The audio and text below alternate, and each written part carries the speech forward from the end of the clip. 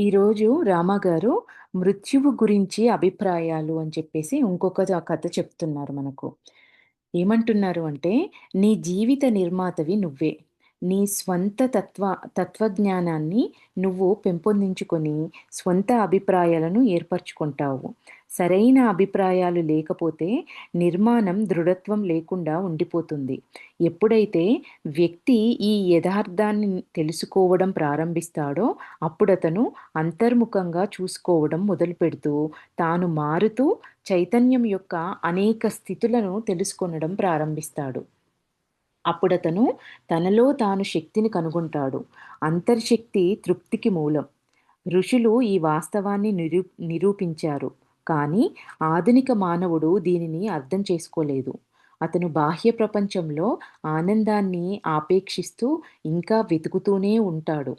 ప్రపంచంలోని బాహ్య వస్తువులే ఆనందానికి మూలమని నా చిన్నతనంలో నేను కూడా భావించాను అని రామగారు అంటున్నారు. బాహ్య వస్తువుల ద్వారానే సంతోషం దొరుకుతుంది, ఆనందం వస్తుంది అని చెప్పి నేను కూడా అనుకున్నాను అందరిలాగానే అని అంటున్నారు.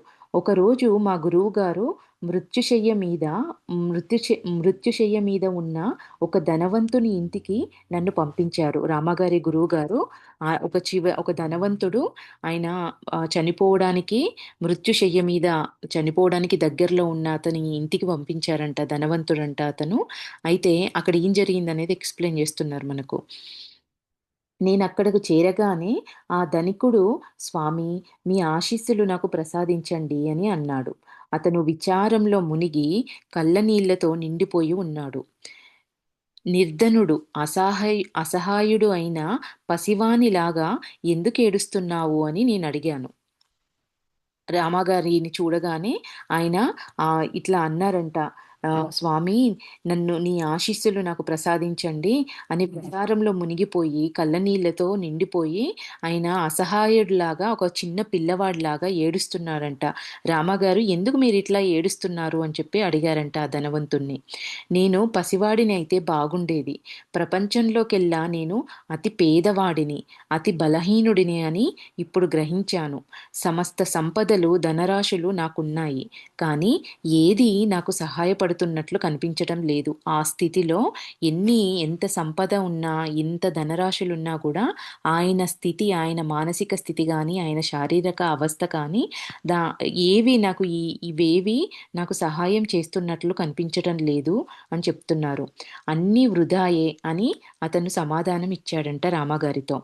ఆ ధనవంతునిలోని అంతరంగ పేదరికం యొక్క ప్రభావాలను నేను తేలికగా చూడగలిగాను.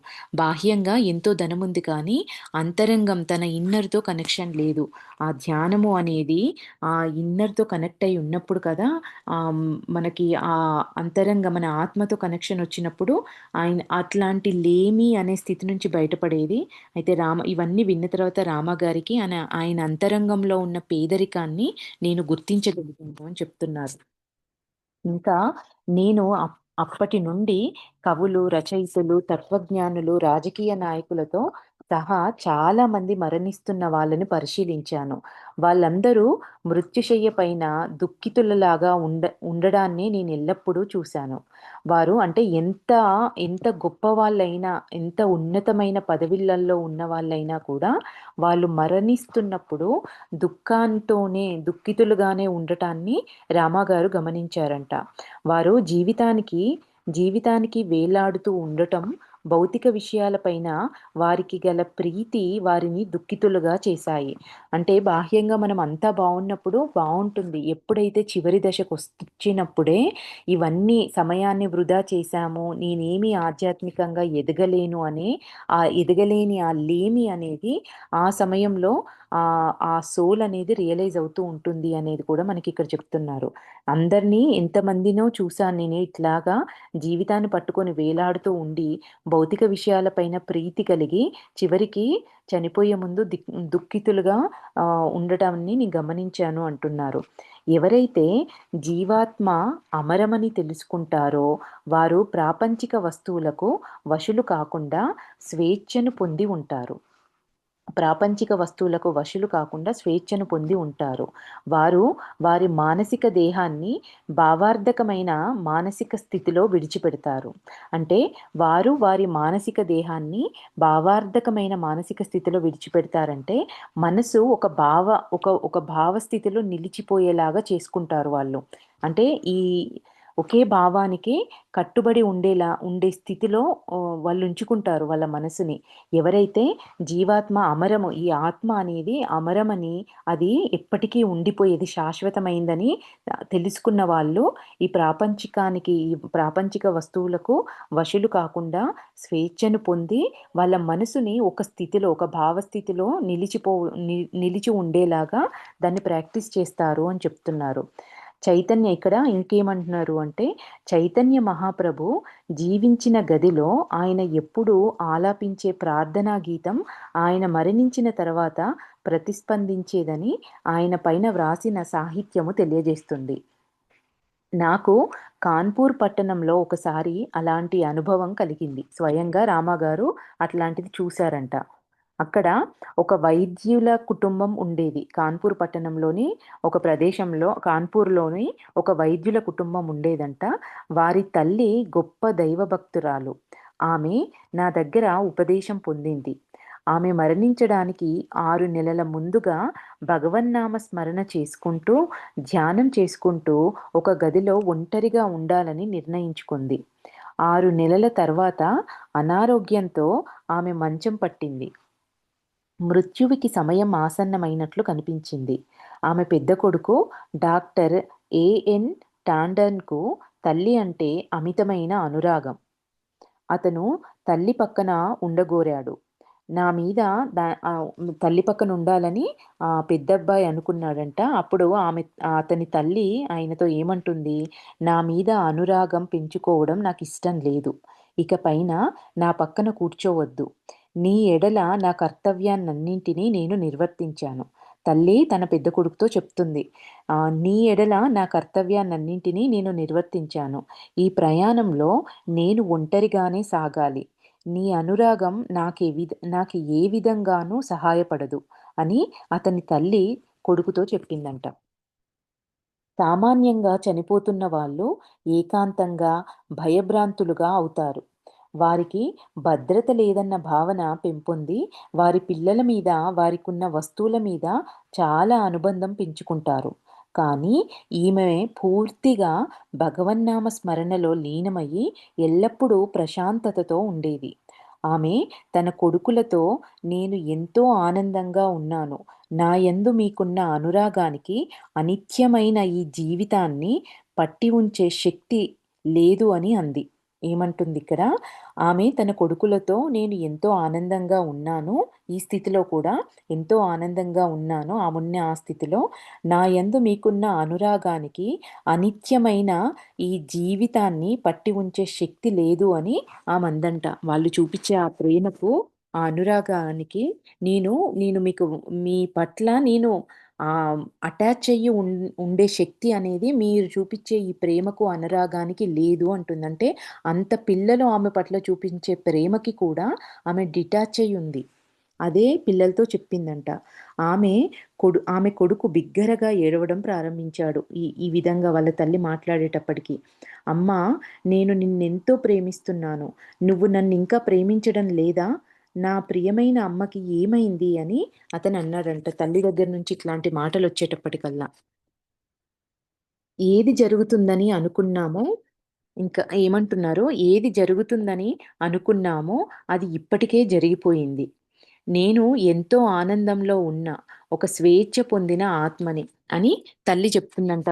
వాళ్ళ అబ్బాయి ఏడుస్తూ ఉంటే, "ఏమైంది మా అమ్మకు? మా అమ్మ ఎందుకిట్లా మాట్లాడుతుంది" అనంటే, ఆవిడంటుంది, "ఏది జరుగుతుందని అనుకున్నామో అది ఇప్పటికే జరిగిపోయింది. నేను ఎంతో ఆనందంలో ఉన్న, ఒక స్వేచ్ఛ పొందిన ఆత్మని. ఈ విశ్వసాగరంలో నేనొక బ్రహ్మానంద కెరటాన్ని. అన్ని భయాల నుండి, అన్ని వ్యాకులతల నుండి స్వేచ్ఛ పొందిన దానిని. నా భౌతిక దేహాన్ని నువ్వింకా ప్రేమిస్తున్నావు. కానీ ఈ శరీరం కేవలం ఒక తొడుగు అని ఇప్పుడు నాకు తెలిసింది. దాన్ని నువ్వు తల్లి అంటావా?" అని ఆమె సమాధానమిచ్చిందంట. అంటే చూడండి ఆమె ఎంత డిటాచ్డ్ స్థితిలో అంత పిల్లలు ఆమె గురించి ఏడుస్తున్నా కూడా ఆమె అంత డిటాచ్డ్ స్థితిలో ఉండి వాళ్ళు చూపించే ప్రేమకి అటాచ్ అవ్వకుండా ఇంకా ఆమె ఇదొక తొడుగు మాత్రమే, దీన్ని నువ్వు తల్లి అని అంటున్నావు, నువ్వు అట్లా అంటావా, నేను అన్నింటికి ఈ భౌతిక దేహాన్ని ఇంకా నువ్వు ప్రేమిస్తావా అంటే నేను శరీరాన్ని వదిలేయపోతున్నాను, ఆ బ్రహ్మానంద కిరీటాన్ని నేను అనుభవిస్తున్నాను, ఈ వ్యాకులత నుంచి నేను స్వేచ్ఛ పొందాను అని చెప్పి కొడుకుతో, ఆ ఏడుస్తున్న కొడుకుతో తల్లి ఇట్లా మాట్లాడిందంట. అప్పుడు అక్కడ నేను రామగారు చెప్తున్నారు, అప్పుడు నేనక్కడే ఉన్నాను. నన్ను తప్ప ఇంకెవరిని గదిలో కూర్చోవటానికి ఆవిడ అనుమతించేది కాదు. ఎందుకు అంటే వాళ్ళింక పట్టి లాగుతున్నారు ఏడుస్తూ, బాధపడుతూ కాబట్టి ఆమె మిగతా వాళ్ళెవ్వరిని ఆమె రూమ్‌లో ఉండడానికి ఒప్పుకునేది కాదంట. రామగారిని తప్ప. మరణించడానికి 5 నిమిషాల ముందు ఆమె నవ్వుతూ నా చెవిలో మెల్లగా చెప్పింది. నాకు మతిపోయిందని వీరందరూ అనుకుంటున్నారు. కానీ నేనెంత లాభం పొందానో వీరికి తెలియదు. ఆ తర్వాత కుటుంబ సభ్యులందరినీ పిలవమని నాకు చెప్పింది. ఆమె చెయ్యి పైకెత్తి వారిని ఆశీర్వదించి స్వర్గధామానికి వెళ్ళిపోయింది. అంటే ఇట్లాంటి మాటలన్నీ మాట్లాడేటప్పటికల్లా ఆమె స్పృహలో లేకుండా ఏవేవో పిచ్చి పిచ్చిగా మాట్లాడుతుంది అని చెప్పేసి వాళ్ళ కుటుంబ సభ్యులందరూ అనుకుంటున్నారు. కానీ నేనిప్పటికీ ఎంతో లాభాన్ని పొందిన దానిని అని చెప్పేసి రామాగారితో చిన్నగా చెవిలో చెప్పి కుటుంబ సభ్యులందరినీ పిలవమని చెయ్యెత్తి వాళ్ళందరిని ఆశీర్వదించి శరీరాన్ని వదిలేసిందంట. ఆమె మరణించిన తర్వాత ఆమె ఉన్న గది గోడలు ఆమె మంత్రోచ్చారణలతో ప్రతిధ్వనించేవి. ఎవరు వచ్చినా గోడల నుండి వచ్చే ఆ ప్రతిధ్వనిని వినగలిగేవారు. ఆ ఇంటి గోడలు ఆమె మంత్రాన్ని ఇంకా ప్రసరింపజేస్తున్నాయని నాకు చెప్పారు. అది నేను నమ్మలేకపోయాను. అందుకు నేను ఆ ఇంటికి వెళ్ళాను. రామాగారు ఎవరేది చెప్పినా నమ్మరు గదా! స్వయంగా ఆయన చూడాలి, ఆయన అనుభవించాలి. కాబట్టి ఆయన నమ్మలేకపోయారంట. ఆయనే స్వయంగా ఆవిడ ఇంటికెళ్లారంట. ఆమె మంత్రోచ్చారణ యొక్క ధ్వని ఇంకా అక్కడ ప్రతిధ్వనిస్తున్నట్లుగా తెలుసుకున్నాను. మంత్రం అనేది, ఇక్కడ మంత్రాన్ని గురించి ఎక్స్‌ప్లెయిన్ జేస్తున్నారు. మంత్రం అనేది ఒక అక్షరం, ఒక పదం లేక కొన్ని పదాల సముదాయం. నిరంతరం ఎవరైనా వారి మంత్రాన్ని గుర్తు చేసుకుంటూ ఉంటే, అది తనంతట తానే మన అజాగృత మనస్సులో హత్తుకుపోతుంది. ఈ విషయం సామాన్యంగా ఎవరు గ్రహించి ఉండరు. మృత్యువు ఆసన్నమవుతున్న రోజున మతి మెల్లగా జారుతూ పనిచేయడం ఆగిపోతున్నప్పుడు, శరీరం మీద, సిరి సంపదల మీద గల అనుబంధం వ్యక్తిని ఏకాకిగా దుఃఖితునిగా చేస్తాయి. అలాంటి సమయంలో మన అజాగృత మనస్సులో దేనినైతే దాచుకున్నామో అది మనకి మార్గదర్శకం అవుతుంది. అంటే పదే, పదే, పదే, పదే స్మరించి ఇంకా మనము కాన్షియస్‌లో లేని స్థితిలో కూడా ఆ మంత్ర జపమే తిరుగుతూ ఉండేలాగా దానికి ప్రాక్టీస్ చేసినప్పుడు, మనము కాన్షియస్‌లో లేకపోయినా కూడా ఆ మంత్ర పఠనం అనేది జరుగుతూ ఉంటుంది. అదే మార్గదర్శకం చూపిస్తుంది ఆ సమయంలో అని చెప్తున్నారు. ఈ విడిపోయే సమయం అవివేకికి బాధాకరంగా ఉంటుంది. భక్తి శ్రద్ధలతో తన మంత్రాన్ని గుర్తుంచుకున్న ఆధ్యాత్మిక వ్యక్తి విషయంలో అలా జరగదు. మార్పు జరిగే ఈ సమయం అజ్ఞానికి భయంకరంగా ఉంటుంది. కానీ ఆధ్యాత్మిక వ్యక్తికి అతని మంత్రం ఈ సమయంలో అతనికి దారి చూపుతుంది. మృత్యువు బాధాకరం కాదు. కానీ మృత్యువంటే భయం చాలా బాధాకరం. మృత్యువు బాధాకరం కాదు. మృత్యువంటే భయమనేది బాధాకరం అంటున్నారు. ఇప్పుడు మనము శ్వాసనైతే ఎట్లా గమనిస్తున్నామో, ప్రతి క్షణంలో ఏ పని చేస్తున్నా, మనం ఎక్కడున్నా కూడా మనము శ్వాసనే గమనించే స్థితిలోకి మనమొచ్చినప్పుడు, మనము అదే స్థితిలో శ్వాసను అంటే ప్రెజెంట్ మూమెంట్‌లో ఉంటూ శరీరాన్ని వదిలేయొచ్చు. దానికోసం కూడా మన ఈ ప్రాక్టీస్ అనేది ఉపయోగపడుతుంది. పదే పదే మనం మనసుకి ఏదిస్తే మనసు అది పట్టుకుంటుంది కాబట్టి, మనము మంత్రాన్నిస్తే మంత్రం పట్టుకుంటుంది. శ్వాసను గమనించే గుణాన్ని దానికి అలవాటు చేస్తే, మనము కాన్షియస్‌లో ఉన్న పనులు చేస్తున్నా, ఏ స్థితిలో ఉన్నా గూడా శ్వాసను గమనించడం మనం ప్రాక్టీస్ చేయొచ్చు. ఇక్కడ ఇంకా రామ గారు ఏమంటున్నారంట, తెలియని ఆ అంధకార సమయంలో చనిపోతున్న వ్యక్తికి ప్రశాంతంగా దారి చూపిస్తూ తీసుకొని పోయే శక్తివంతమైన ఆధారము, మార్గదర్శకము అయినది మంత్రము. ఈ అంధకార సమయంలో చనిపోతున్న వ్యక్తికి ప్రశాంతంగా దారి చూపిస్తూ తీసుకొని పోయే శక్తివంతమైన ఆధారము మార్గదర్శకమైంది మంత్రము. చావు పుట్టుకల మధ్యనున్న త్రోవలో పోతున్నప్పుడు ఈ మంత్రం దారి చూపే దివిటీ వానిలాగా తయారవుతుంది. ఎల్లప్పుడూ సంపూర్ణమైన విశ్వాసంతో మంత్రాన్ని జ్ఞప్తికి ఉంచుకోవటం ఖచ్చితమైన పద్ధతిలో ఒకటి. ప్రపంచంలోని అన్ని ఆధ్యాత్మిక పరంపరలు ఈ పద్ధతిని ఉపయోగిస్తాయి. ఒక పవిత్రమైన తర్ఫీదు పొందిన మనస్సు మంత్రం యొక్క చైతన్యంతో పరిస్థితులలో మార్పు జరుగుతున్న సమయంలోని అంధకారాన్ని తొలగిస్తుంది. మంత్రము ఇహలోకంలోనూ, పరలోకంలోనూ రెండు చోట్ల దాని అవసరమైనప్పుడల్లా సహాయపడే ఒక అరుదైన మిత్రుడు. మంత్రాన్ని ఎల్లప్పుడూ జ్ఞప్తిలో ఉంచుకొనటం వలన సాధకుడు అపస్మారక దశలో లోతైన గాడీలను సృష్టించుకుంటాడు. అప్పుడు మనసు ఆ గాడీలో ఏ ప్రేరణ లేకుండా సాగుతుంది. మంత్రం అనేది ఆధ్యాత్మిక గురువు. ఇది భయాన్ని తొలగించి వ్యక్తిని నిర్భయంగా జీవితం యొక్క అవతలి ఒడ్డుకు నడిపిస్తుంది. ఇక్కడ గాడీలు అంటే ఏమంటున్నారు అనంటే మంత్రాన్ని ఎల్లప్పుడూ జ్ఞప్తిలో ఉంచుకొనడం వలన సాధకుడు అపస్మారక దశలో లోతైన గాడీలను సృష్టించుకుంటాడు. అంటే మన మనసులో అంటే ఒక బండి చక్రము ఒక మార్గంలో పదే పదే పదే పదే తిరుగుతున్నప్పుడు అక్కడ ఒక ఏమంటారు ఒక ఒక మార్గం ఏర్పడుతుంది. ఆ అచ్చు అక్కడ పడుతుంది. అట్లానే మన మనసులో పదే పదే పదే పదే ఒకే ఆలోచన ఎట్లాంటిదైతే మనము తిప్పుతూ ఉంటామో మన మనసుకి అదే దాన్ని మనం అలవాటు చేస్తాము.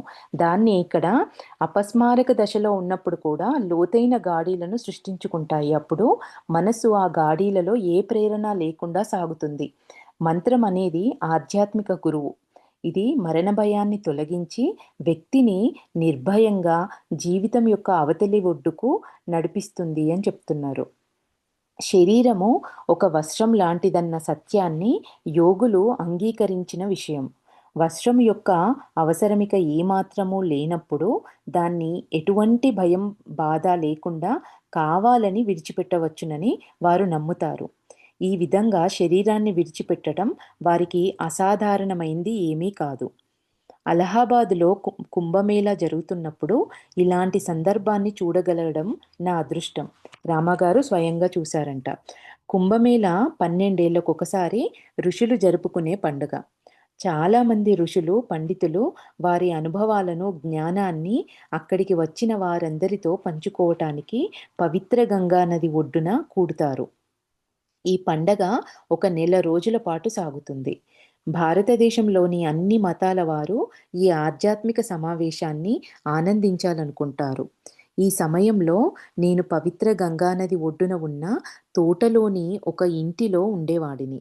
ఒకరోజు తెల్లవారుజామున 3 గంటలకు వినయ్ మహారాజా సరిగ్గా 4:30 గంటలకు తన శరీరాన్ని విడిచిపెట్టాలని నిర్ణయించుకున్నట్లు నాకు తెలిసింది. ఈ కుంభమేళాలో రామాగారు వీళ్ళందరూ అంత గొప్ప గొప్ప ఋషులందరూ గ్యాదర్ అవుతారు అని చెప్తున్నారు. ఇక కుంభమేళ 12 ఏళ్ళకు ఒకసారి వచ్చే కుంభమేళాలో అక్కడ ఆహ్, ఈ ఈ కుంభమేళా అనేది ఒక ఆధ్యాత్మిక సమావేశాన్ని, ఈ ఆధ్యాత్మికంగా ఉన్న వాళ్ళందరూ జరుపుకునే ఒక పండగ లాంటిది. ఈ నెల రోజులు జరుపుకునే ఒక పండగ లాంటిది అని చెప్తున్నారు. అయితే ఆ కుంభమేళాలో రామాగారు ఒక తోటలో ఉండే ఒక ఇంట్లో విడిదున్నారంట. ఆయన తెల్లవారుజామున 3 గంటలకు రామాగారికి మెసేజ్ వచ్చిందంట. వినయ్ మహారాజ్ అనేవారు సరిగ్గా 4:30 గంటలకు తన శరీరాన్ని విడిచిపెట్టబోతున్నారని ఆయన విడిచిపెట్టాలని నిర్ణయించుకున్నట్టుగా తెలిసిందంట రామగారికి. ఈ స్వామి రామగారి గురువుగారి శిష్యుడంట. ఆయన ఉంటున్న కుటీరానికి నేను వెంటనే వెళ్ళాను. ఆయన కూడా అక్కడ కుంభమేళాలోనే ఉన్నారు. అక్కడ యోగ వేదాంతం యొక్క ఉన్నత అభ్యాసాల గురించి చర్చిస్తున్నారంట ఆ స్వామిగారు. ఆయన నాతో అరగంట సేపు మాట్లాడారు. ఆ వినయ్ స్వామి గారు రామగారితో అరగంట సేపు మాట్లాడారంట. ఇంకొక 6 స్వాములు ఆయన చుట్టూ కూర్చొని ఉన్నారు. సరిగ్గా 4:30 గంటలకి శరీరాన్ని బుద్ధిపూర్వకంగా విడిచిపెట్టే ప్రయోగ విధానాన్ని వివరించిన తర్వాత, భగవంతుడు మిమ్ములను రక్షించుగాక, పరలోకంలో మనం కలుసుకుందామని చెప్తూ సెలవు తీసుకున్నారు. మాట్లాడుతూనే అసలు బుద్ధిగా అంటే బుద్ధిపూర్వకంగా మన శరీరాన్ని ఎట్లా విడిచిపెట్టాలి అనే జ్ఞానాన్ని కూడా వాళ్ళకు బోధించి, వెంబటే ఆయన భగవంతుడు మిమ్మల్ని రక్షించుగాక, మనం పరలోకంలో మళ్ళీ మనం కలుసుకుందామని చెప్తూ సెలవు తీసుకున్నారంట. తర్వాత మౌనంగా అయిపోయారు. ఆయన కళ్ళు మూసుకొని నిశ్చలంగా అయిపోయారు. ఆయన కపాలం నుంచి వచ్చిన టిక్ అన్న శబ్దాన్ని మేమందరం విన్నాము. ఇది కపాలం పగులుతున్న శబ్దము. ఈ పద్ధతిని బ్రహ్మరంధ్రం ద్వారా శరీరాన్ని విడిచిపెట్టడమని అంటారు. ఆ తర్వాత మేము ఆయన దేహాన్ని గంగలో కలిపాము. ఒక యోగి కావాలని శరీరాన్ని విడిచిపెట్టడాన్ని నేను చాలా సందర్భాల్లో చూశాను. మనకు నిన్న కూడా చెప్పారు కదా! ఆయన ఎట్లా వదిలిపెట్టారో శరీరాన్ని. రామగారు అదే చెప్తున్నారు. ఒక శరీరాన్ని యోగి తన శరీరాన్ని కావాలని వదిలిపెట్టడము నేను చాలా సందర్భాలలో చూశాను అని చెప్తున్నారు. ఆధునిక మానవుడికి ఎలాగ తినాలి, ఎలాగ మాట్లాడాలి, ఎలాంటి బట్టలు వేసుకోవాలి, సంఘంలో ఎలాగ జీవించాలి అన్నది తెలుసు. గర్భిణీ స్త్రీ సుఖప్రసవం చేయటానికి ఆమెను ఎలాగ తయారు చేయాలో కూడా అతనికి తెలుసు. అంతేకాక నొప్పిలేని ప్రసవ పద్ధతిని కూడా ఈ ఆధునిక మానవుడు కనిపెట్టాడు. కానీ తమంతట తాముగా ఆనందంగా శరీరాన్ని విడిచిపెట్టే ప్రయోగ పద్ధతులను ఆధునిక మానవుడు ఇంకా కనిపెట్టలేదు. మరణ సమయంలో అతను దుఃఖితుడై అనేకమైన మానసిక బాధలను అనుభవిస్తాడు. మన ఆధునిక సమాజము సాంకేతికంగా వికసించినప్పటికీ జీవన మరణాల యొక్క అనేకమైన రహస్యాల గురించి వాస్తవాలు ఇంకా దానికి తెలియదు. ఇన్ని విషయాలలో ఇబ్బందులు లేకుండా ఇంత గొప్పగా ఎట్లా బ్రతకాలి సమాజంలో అని తెలుసుకున్నాడు ఈ మానవుడు. కానీ ఈ శరీరాన్ని వదిలేటప్పుడు దుఃఖితుడయ్యి ఎంతో బాధతో శరీరాన్ని వదిలేస్తున్నాడు. అట్లా బాధ లేకుండా ఎట్లా శరీరాన్ని వదిలేయాలి అనే జీవన మరణాల యొక్క అనేకమైన రహస్యాల గురించి వాస్తవాలు ఇంకా ఈ ఆధునిక సమాజానికి ఇంకా తెలియవు అంటున్నారు. ఆధునిక మానవుడు తనలో అప్పుడే నిక్షిప్తమై ఉన్న వనరులను ఇంకా తెలుసుకోలేకపోతున్నాడు. అంటే తనలోనే నిక్షిప్తమై ఉన్న వనరులను ఇంకా తెలుసుకోలేకపోతున్నాడు అంటున్నాడు. మృత్యువు అనేది శరీరానికి ఒక అలవాటు, అవసరమైన ఒక మార్పు. మరణించబోతున్న వ్యక్తికి ఈ క్షణం గురించి మానసికంగా బోధించాలి. అంటే చనిపోయే క్షణం గురించి హ్మ్, బోధించాలి అంటున్నారు. మరణమనే ఈ అనివార్యమైన మార్పు దానంతటా అది కలుగుతుంది. ప్రపంచంలో ఆధునిక మానవుడు విజయాలను పెంపొందడానికి ఎన్నో రకాల విజ్ఞానం ఇవ్వబడింది. కానీ అతనికి మృత్యు భయాన్ని తొలగించే జ్ఞానాన్ని మాత్రము ఎవ్వరూ ఇవ్వరు. చనిపోతున్న వారికి ఓదార్పు కలిగజేసే మార్గాన్ని కనుగొనడం మానవులకి అవసరం అంటున్నారు. వీటి మీద ఫోకస్ చేశారే తప్ప ఇన్ని రంగాలలో ఉన్నతంగా ఉన్నవాళ్ళు ఎంతో అత్యుత్తమ స్థితిలో ఉన్నవాళ్ళు, ఎంతో డబ్బున్న వాళ్ళు, రాజకీయ నాయకులు అందరూ ఎంత బాహ్యంగా ఎదిగి ఎంత ఉన్నతమైన స్థితిలో బ్రతికినా చివరికి చనిపోయేటప్పుడు దుఃఖంతోటే చనిపోతున్నారు. కా ఈ ఈ సమాజం అనేది దుఃఖం లేకుండా, పెయిన్ లేకుండా శరీరాన్ని వదిలేయడం ఎలాగా అనేది వాళ్ళ లోపలున్న శక్తిని గుర్తించడము ఇంకా జరగలేదు అని చెప్తున్నారు ఇందులో. నెక్స్ట్ శరీరాన్ని విడిచిపెట్టే విధానాలు అని చెప్పి ఇంకొక స్టోరీ చెప్తున్నారు. ఇద్దరు మిత్రులతో నేను గంగోత్రి నుండి బద్రీనాథ్‌కి ప్రయాణాన్ని ప్రారంభించాను. అది జూలై మాసం. ఇది ఇంకొక చిన్న స్టోరీ. మేఘాలు ప్రయాణం చేసే కాలం. మేము ఒక ఇరుకైన వంకర టింకరగా ఉన్న కాలిబాట తీసుకున్నాము. వర్షాకాలం అని చెప్తున్నారు. అసాధారణమైన ఈ కాలిబాట కొందరు యోగులకు, ఋషులకు మాత్రమే తెలుసు. ఈ మార్గంలో గంగోత్రి నుండి బద్రీనాథ్ మధ్యనున్న 25 మైళ్ళ దూరాన్ని కాలినడకతో ప్రయాణం చేయటానికి 4 రోజులు పట్టింది. కానీ ఇదే సాధారణ మార్గంలో ప్రయాణం చేస్తే ఇంకా చాలా రోజులు పట్టేది. అసాధారణమైన ఎవరికీ తెలియని మార్గంలో ప్రయాణం చేస్తే వాళ్ళకి 4 రోజులు పట్టిందంట. అదే సాధారణమైన మార్గంలో ప్రయాణం చేస్తే ఇంకా ఎక్కువ రోజులు పట్టేదంట.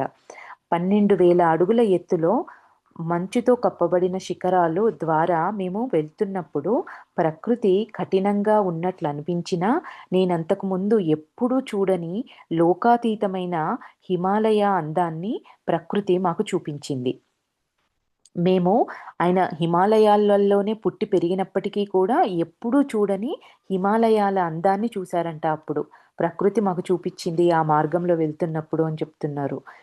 మేము గంగోత్రికి 9 మైళ్ళ ముందు రాత్రికి విశ్రమించడానికి ఆగాము. ఈ ప్రదేశం నుండి గంగా నదికి అటుపక్కన భోజబాస అనే ప్రదేశం ఉంది. ఇక్కడ పెరిగే చెట్ల బెరడులోనే పవిత్ర గ్రంథాలు వ్రాయటానికి ఉపయోగిస్తారు ఈ చెట్ల బెరడు నుంచి. మరుసటి రోజు ఉదయం ఈ అసాధారణమైన, అపరిచితమైన మార్గం ద్వారా బద్రీనాథ్‌కి వెళ్ళటానికి కొండలను దాటే ప్రయత్నంలో మేము గంగా నదికి మూల స్థానమైన గోముఖ్ వైపుకు వెళ్ళటానికి ముందు గంగా నదికి అవతలి పక్కనుండే మద్రాసుకు చెందిన ఒక యువస్వామి మమ్మల్ని కలిశాడు. భారతదేశపు దక్షిణ రాష్ట్రాల్లో మాట్లాడే తమిళ భాష అతని మాతృభాష. వచ్చిరాని హిందీలో మాతో తన భావాలను పంచుకునేవాడు. అతను బాగా చదువుకున్న విద్వాంసుడు. హిమాలయాలలో ఉండే నిష్ఠాపరుడు అయిన స్వామి తపోధనం గారి వద్ద చాలా కాలం విద్యనభ్యసించాడు. గంగానది ఏ మంచు పర్వతాల మొదలు నుంచి ప్రవహించడం ప్రారంభిస్తుందో అక్కడి నుండి మేము నలుగురం గోముఖానికి ప్రయాణాన్ని సాగించాము. మా దగ్గర ఒక గుడారం, కొన్ని బిస్కెట్లు, కొన్ని పేలాలు మాత్రమే ఉన్నాయి. గోముఖ్‌లో మేము హంసజీ అన్న స్వామి గారిని కలుసుకున్నాము. ఆయన మాతో కలిశారు. ఈ శిఖరం తర్వాత ఏ యోగి కానీ, స్వామి కానీ నివసించరు. ఆయనుంటున్న ఆ శిఖరం తర్వాత ఇంకా ఏ స్వామి గాని, యోగి కానీ నివసించరంట ఆ ప్రదేశంలో. ప్రతి వేసవి కాలంలో హంసజీ గారు ఇక్కడ బస చేసేవారు. ఆయన నావికా దళంలో ఆఫీసర్‌గా పనిచేసేవారు. నావికా జీవితంలో విసిగిపోయి హిమాలయ యోగులను, ఋషులను వెతుకుతూ బయలుదేరారు. 35 ఏళ్ల ప్రాయంలోనే ఆయన సర్వసంగ పరిత్యాగ జీవనాన్ని అవలంబించారు. ఆయన ప్రేమపూరితమైన, మృదువైన, శాంతమైన గుణాలకి ఈ ప్రాంతంలో మంచి పేరుంది. ఆయన గుణాలు ఇవన్నీ ప్రేమపూరితమైన, మృదువైన, శాంతమైన గుణాలకి ఆ ప్రాంతంలో ఎంతో మంచి పేరుందంట ఆయనకి. మరుసటి రోజు మేము హంసజీ గారికి వీడ్కోలు చెప్పాము. తెలియని మార్గంలో బదరీనాథ్‌కు మేము చేస్తున్న సాహసమైన యాత్రకు నిజానికి హంసజీ గారు సుముఖులుగా లేరు వాళ్ళు వెళ్ళడానికి. మేము ఆ రోజు 16,000 అడుగు ఎత్తులోనూ, మరునాడు 18,000 అడుగుల ఎత్తులోనూ బస చేశాము. ఊపిరి తీసుకోవడానికి ఉపయోగించే సాధనములు లేకుండా ప్రయాణం చేయడం చాలా కష్టమైంది. ఎందుకంటే ఎత్తైన కొండలలో గాలి పలుచగా ఉంటుంది. మేము ప్రయాణం చేసిన ఆ 3 రోజులు భూగోళంపై కప్పుకి ఉపరితలంలో గ్రహాంతర మధ్య ప్రదేశంలో నడిచినట్లుగా ఉంది. భూగోళంపై కప్పుకి ఉపరితలంలో గ్రహాంతర మధ్య ప్రదేశంలో నడిచినట్టు అనిపించింది మాకు అంటున్నారు. అక్కడి నుండి ప్రకాశవంతంగా ప్రకాశిస్తున్న తారలతో నిర్మలమైన నీలాకాశాన్ని చూడవచ్చు. అంత భూమికి అంత హైయెస్ట్ ప్లేస్‌లో ఉన్నారు కాబట్టి. మా గుడారం చాలా చిన్నది. వెచ్చదనం చేకూర్చే దుస్తులతోనూ, దేహం నుండి వెలువడే వేడితోనూ, ఆ చలిలో, గాలిలో, మంచులో మెల్లిగా ఊపిరి తీసుకుంటూ ఆ విషమైన రాత్రి గడిపాము. ఆ అర్ధరాత్రి మమ్మల్ని త్రోవలో కలిసిన ఆ యువస్వామి అక్కడ హిమాలయ ఎత్తులో శరీరాన్ని విడిచిపెట్టాలని నిర్ణయించుకున్నాడు. వీళ్ళతో పాటు జాయిన్ అయిన తమిళ్ భాషా స్వామి గారు ఆయన అంత ఎత్తులో శరీరాన్ని వదిలేయాలని చెప్పేసి నిర్ణయించుకున్నారంట. అతను ఆశాభంగంతో ఇది చెయ్యదలచలేదు. కానీ బహుశా ఈ లోకంలో అతని కాలం తీరిపోయిందని తెలిసి అలాగే చేసి ఉంటాడు. దట్టమైన మంచులో ఎవరైనా బట్టలన్నీ తీసివేస్తే కొంతసేపయ్యేసరికి శరీరమంతా బాధ లేకుండా, ఇంద్రియ జ్ఞానం లేకుండా అయిపోతుంది. మొత్తము నంబైపోతుంది గదా! అదే చెప్తున్నారు. ఉన్నతమైన హిమాలయ పర్వతాల పైన ఉండే దట్టమైన మంచులో ఎవరైనా చలి చేత మొద్దుబారిపోవడం, ఇంద్రియ జ్ఞానం లేకుండా అయిపోవడం జరుగుతూ ఉంటుంది. ఇది నిజమంటున్నారు. జరుగుతూ ఉంటున్నది. ఇది నిజం. ఈ సాక్ష్యాన్ని అనేకమైన లిఖితాల నుండి, ఋషుల నుండి ఇంకా శిఖరాలు అధిరోహించాలని హిమాలయాలకు వెళ్ళే పాశ్చాత్యులు రాసిన పుస్తకాల నుండి కూడా నేను సేకరించాను. కానీ యోగ పద్ధతిలో శరీరాన్ని విడిచిపెట్టడం అనేది ఒక ప్రత్యేక పద్ధతి ద్వారా జరుగుతుంది.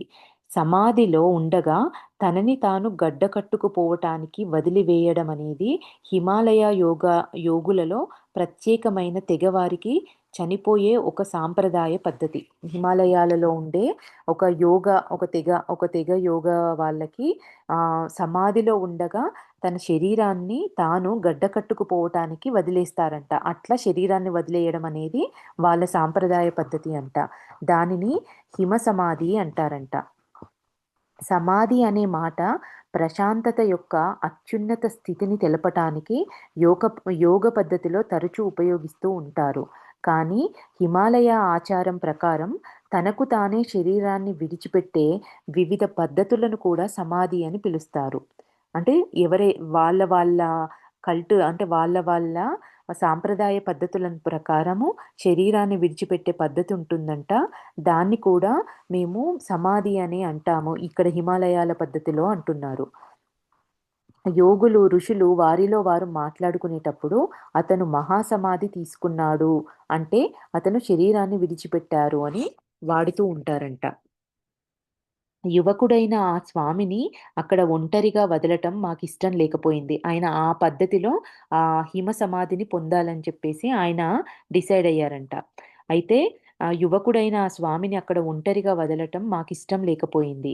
అందుకు అతన్ని మాతో రావటానికి ఒప్పించడానికి ప్రయత్నించాం. కానీ తమిళ భాష రానందున అతనితో మాట్లాడి ఒప్పించలేకపోయాము. పొద్దుట 10 గంటల దాకా మేము అతనితో ఉన్నాము. కానీ మా సలహా ఒప్పించడం ఏమీ పనిచేయలేదు. దేవతల భూమిలో తనంతట తాను శరీరాన్ని విడిచిపెట్టాలని అప్పటికే అతను నిర్ణయం తీసుకున్నాడు. అందుకు అతన్ని వదిలివేసి మేము ముందుకు సాగి 2 రోజుల తర్వాత బదరీనాథ్‌కు చేరుకున్నాము. మహాభారతంలోని ముఖ్య పాత్రధారి అయిన యుధిష్ఠిరుడు కూడా అతని అవసాన దశలో హిమాలయాలకు వెళ్ళాడు. అతను దేవతలను కలుసుకొని ఆ తర్వాత అంతిమ నివాసానికి వెళ్ళబోతున్నానని అతని భార్యకు చెప్పారు. మేము ఆ పుణ్యక్షేత్రంలో విడిపోయాము. ఆయన ఇంకో ఇంకో స్వామి గారిద్దరూ ఎక్కడైతే మహాభారతంలో మన యుధిష్ఠిరుడు అవసాన దశలో హిమాలయాలకు వెళ్ళిన ప్రదేశము అక్కడెళ్ళి నివాసం ఉన్న చోటున వీళ్ళిద్దరూ విడిపోయారంట. రామగారు, ఆయనతో పాటున్న ఇంకో అతను. మేము ఆ పుణ్యక్షేత్రంలో విడిపోయాము. తర్వాత నేను నా పర్వత నివాసానికి వెళ్ళిపోయాను. ఈ విధంగా శరీరాన్ని విడిచిపెట్టడం అనేది చాలామంది ప్రాచీనులు మనఃపూర్వకంగా అంగీకరించిన పద్ధతిలో ఒకటి. కానీ ఇది చేయటానికి అనేకమైన ఇతర పద్ధతులున్నాయి. అందులో ఒకదానిని జలసమాధి అంటారు. దీనిని హిమాలయ నదుల యొక్క నీటిలో ఊపిరిని నిలపడం ద్వారా చేస్తారు. ఇప్పుడు ఆ శరీరాన్ని విడిచిపెట్టే పద్ధతులలో ఒక్కో పద్ధతిని ఎక్స్‌ప్లెయిన్ జేస్తున్నారు. మొదటిది జల సమాధి అంటారు. ఇది హిమాలయ నదుల యొక్క నీటిలో ఊపిరిని నిలపడం ద్వారా చేస్తారంట. ఇంకొకటి స్థల సమాధి. ఒక నైపుణ్యమైన భంగిమలో కూర్చొని మనఃపూర్వకంగా ఓహ్, మనఃపూర్వకంగా గుంటని తెరుస్తూ ఈ సమాధిని పొందుతారు. యోగులు మరణించడానికి ఉపయోగించే పద్ధతులు ఒక పద్ధతిలో ఇంకేమంటున్నారిక్కడ అంటే, యోగులు మరణించడానికి ఉపయోగించే పద్ధతులు ఒక క్రమ పద్ధతిలో బాధ లేకుండా ఎరుక తెలిసినవిగా ఉంటాయి. బాధ లేకుండా ఒక క్రమ పద్ధతిలో ఎరుక అవేర్‌గా ఉండేలాగా వాళ్ళు శరీరాన్ని వదిలేస్తారు అని చెప్తున్నారు. ఇది పాశ్చాత్యులకు అసాధారణంగా కనిపిస్తాయి. కానీ హిమాలయాలలో కాదు. ఇది ఆత్మహత్య చేసుకోవడం కాదు.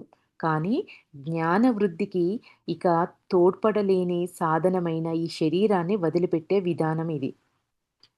అంటే శరీరము వీళ్ళు చేసే సాధనానికి ఉపయోగపడని స్థితిలో ఉంది కాబట్టి శరీరాన్ని వదిలేస్తారు. ఇట్లాంటి ఆహ్, ఈజీ అంటే అవేర్‌గా ఉంటూ బాధ లేకుండా ఉండే కొన్ని క్రమమైన పద్ధతులను వాడుతూ శరీరాన్ని వదిలేస్తారు అని చెప్తున్నారు. అటువంటి శరీరము ఒక బరువుగా భావింపబడుతుంది ఆ స్థితిలో. ఎందుకంటే వాళ్ళు ఉన్నదే జ్ఞానాభివృద్ధి కోసం కాబట్టి ఈ శరీరము దానికి అడ్డుగా ఉంది కాబట్టి వదిలేయాలనుకుంటారు. తనకి తెలియకుండా తన మనస్సులో నిక్షిప్తమై ఉన్న ఎన్నెన్నో జ్ఞాపకాల ద్వారా వెళ్తున్నప్పుడు మరణిస్తున్న వ్యక్తి ప్రయాణంలో ఈ అడ్డంకి ఒక అడ్డుగా నిలువవచ్చు. ఉన్నత పద్ధతుల్లో సామర్థ్యం లేని వారు, వారి యోగ సంకల్ప శక్తి పైన, నిగ్రహం పైన, వారి స్వశక్తిని నమ్ముకొని ఉండలేని వారు మరణించడానికి సామాన్య పద్ధతులను అంగీకరిస్తారు. ఈ సామాన్య మరణ పద్ధతులు యోగ పద్ధతి కన్నా చాలా తక్కువ స్థాయిలో ఉన్నవి. శరీరాన్ని విడిచిపెట్టడానికి ఇంకొక అసాధారణమైన పద్ధతి ఉంది.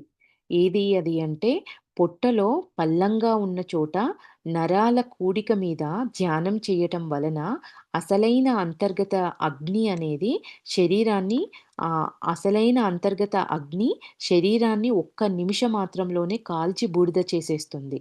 కఠోపనిషత్తులో మృత్యువుకి రాజైన యముడు తన ప్రియ శిష్యుడు నచికేతునికి ఈ విజ్ఞానాన్ని అందజేశాడు. అప్పటికప్పుడు భస్మమైపోయే సంఘటనలు ప్రపంచం ముందు ప్రపంచముందం ముందంతటా తరచూ వింటూ ఉంటాము. ఇలాంటి సంఘటనల గురించి ప్రజలు ఆశ్చర్యపోతూ ఉంటారు. కానీ మహాకాలనిధి లాంటి పురాతన లిఖితాలు ఈ పద్ధతిని ఒక క్రమ పద్ధతిలో వివరిస్తాయి. ఎప్పుడైతే ఒక పొట్టలో పల్లంగా ఉన్న చోట నరాల కూడిక మీద ధ్యానం చేయటం వల్ల అంతర్గతంగా ఉన్న అగ్ని అనేది శరీరాన్ని ఒక్క నిమిషంలోనే కాల్చి బూడిద చేసేస్తుందంట. ఇది నచికేతునికి యముడైన యముడు ఇచ్చిన విద్య అని చెప్తున్నారు. ఇట్లాంటివి కూడా సంఘటనలు చాలా చోట్ల జరుగుతూ ఉంటాయి అని కూడా చెప్తున్నారు. జనన మరణాలు జీవితం యొక్క 2 సంఘటనలు. హిమాలయ యోగులు, ఋషుల ప్రకారం ఇవి చాలా అప్రధానమైనవిగా పరిగణింపబడ్డాయి. ఇట్లాంటి పద్ధతులను వాడి శరీరాన్ని వదలడం. జనన రహస్యాన్ని తెలుసుకోవడానికి ఆధునిక మానవులు ఎంతో ప్రయత్నించారు. అది వారు తెలుసుకున్నారు కూడా. ఇప్పుడు ఆ ఆనందదాయకమైన సంఘటనలకు సంసిద్ధులు కావచ్చును. కానీ జీవితం వెనుకనున్న వాస్తవమైన తత్వజ్ఞానం లేకపోవడం వల్ల మృత్యువు యొక్క పద్ధతులను అర్థం చేసుకోవడం కానీ, తెలుసుకోవటం కానీ చేయలేకపోతున్నారు. అందుచేత వారు ఈ సంఘటనలకు సంసిద్ధులు కాలేకపోతున్నారు. అంటే పెయిన్ లేకుండా డెలివరీస్ అవ్వడము, డెలివరీకి ప్రిపేర్ చేయడము ఇవన్నీ జననానికి బానే ప్రిపేర్‌గా ఉంటున్నారు కానీ, మరణానికి మాత్రం సంసిద్ధులు కాలేకపోతున్నారు అంటున్నారు. యోగికి శరీరం యొక్క అలవాట్లలో మృత్యువు ఒకటి. పెరుగుదలలో కాలక్రమేణా సంభవించే ఇతర మార్పులలాగే ఇదొక మార్పు. ఆధునిక మానవుడు ఈ శిక్షను పొందవచ్చు. అంటే మరణించే పద్ధతులను కూడా నేర్చుకోవచ్చు అంటున్నారు. అప్పుడు వార్ధక్యంలో తాము సంఘంలో ఏకాకులు అయిపోయినట్లు, ఉపేక్ష చేయబడుతున్నట్లు తెలుసుకున్నప్పుడు అంతగా బాధపడరు. అంటే అవసాన దశలో ఉన్నప్పుడు సంఘంలో ఒంటరిగా ఉండిపోయినట్లు, అందరూ పట్టించుకోకుండా నిర్లక్ష్యంగా ఉంటున్నట్టుగా అట్లాంటి బాధలు వీళ్ళకు ఉండవు. ఈ అవస్థలు పడాల్సిన అవసరం ఉండదు అంటున్నారు. మృత్యువు అనే భయం నుండి విముక్తి పొందడానికి ఇతర మార్గాలను, పద్ధతులను ఎందుకు నాగరిక ప్రజలు అన్వేషించరని నాకెప్పుడూ ఆశ్చర్యంగా ఉంటుంది. ఈ విషయం మీద కావలసినంత సాహిత్యం ఉన్నప్పటికీ పాశ్చాత్య ప్రపంచం ఇంకా సమాధానం కోసం అన్వేషిస్తున్నది. ఏది ఏమైనా ప్రజలు ఇప్పుడు ఈ విషయం మీద సామాన్య ప్రజానీకంతో మాట్లాడడం మొదలుపెట్టారు. కానీ ఏ పుస్తకము మరణించడానికి పద్ధతులను వివరించదు. యోగ సాహిత్యము, యోగాభ్యాసాలు మతంతో కానీ, సంస్కృతితో కానీ సంబంధం లేనటువంటివి. వాటిని వైజ్ఞానపరంగా నిరూపించవచ్చును. తర్వాత వాటిని మరణిస్తున్న వారిని, దుఃఖితులను ఓదార్చడానికి ఉపయోగించవచ్చును. ఈ యోగ శాస్త్రాలనేవి అట్లా మనము ఉపయోగించొచ్చు. దుఃఖంలో ఉన్నవారికి, మరణిస్తున్న వారికి ఈ జ్ఞానాన్ని మనము తెలుసుకొని వాళ్ళకి అందించొచ్చు అని కూడా చెప్తున్నారు.